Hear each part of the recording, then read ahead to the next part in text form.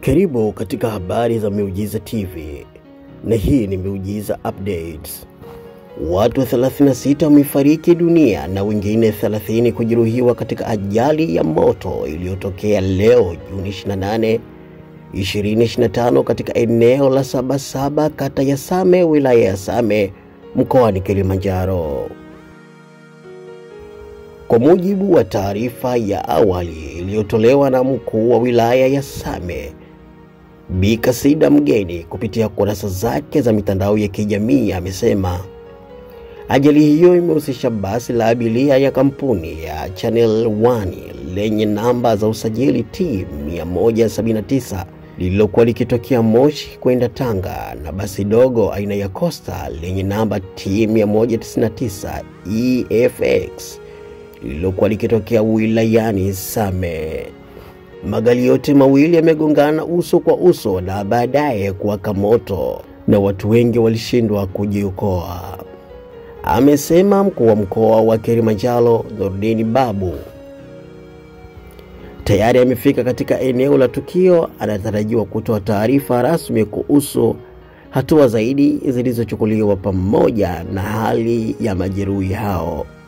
Ili kujua undani wa tukio hilo, tunaungana na wenzetu wa Safi Media kwa taarifa zaidi.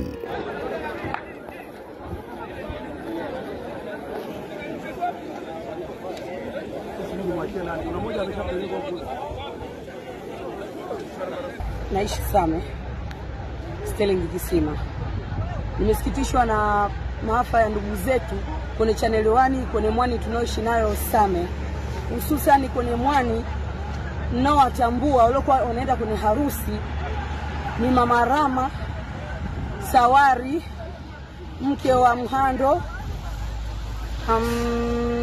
mke wa Bija, na nani tena mwingine huyu ambao tayari wako harakati, na mke wa Mhando na mke wa Bija na mama Mtango. Hao wengine bado sijajua. Kwa kweli tumeumia sana, yani tumeumia sana na tukio. Yani nimetoka, nimezaliwa sijaiona maisha yangu. Mwani wanatoka hapa Same kwetu ninapoishi, wanaenda kwenye harusi Moshi. Hii Channel One inatoka Arusha yaenda kwetu Tanga, hii ya Tanga. Lakini hii Channel One, hii mwani yaishi hapa Same. Ni kama walikuwa wamekodisha, wanaenda kwenye harusi. Mimi naitwa Cosmas Steven Sheklango, ni mkazi wa hapa Same. Ajali hii iliyotokea katika sehemu hii ya moteli ilitokana na basi la aina ya Channel One na Costa ndogo Mwami. Chanzo cha ajali hii inasemekana zaidi ni gari aina ya basi ya Channel kupasuka tairi na kupoteza mwelekeo wa njia, na hivyo ikapelekea basi lile kuhamahama njia na kwenda kuvamia Costa iliyokuwa imepaki pembeni. Hivyo basi ndio ikasababisha mlipuko huo wa hayo magari mawili. Chanzo ni kikubwa, ni kama hicho. Hapo ni kwanza kabisa chanzo cha kwanza kabisa tunaweza tukasema ni uzembe uliofanyika. Maana magari yaliwaka moto muda sana, na taarifa ilitokea muda mrefu sana, na ikasababisha mpaka vijana wa bodaboda wakaamua kuchukua uamuzi wa kwenda kukusanya bodaboda wenzao na kuja kuchukua mawe na kuanza kuvunja kwenye magari wale, wavunje vioo kusudi wasaidie watu wafanya nini ili waweze kutoka. Na serikali yetu ipo kabisa karibu na hii ajali iliyotokea.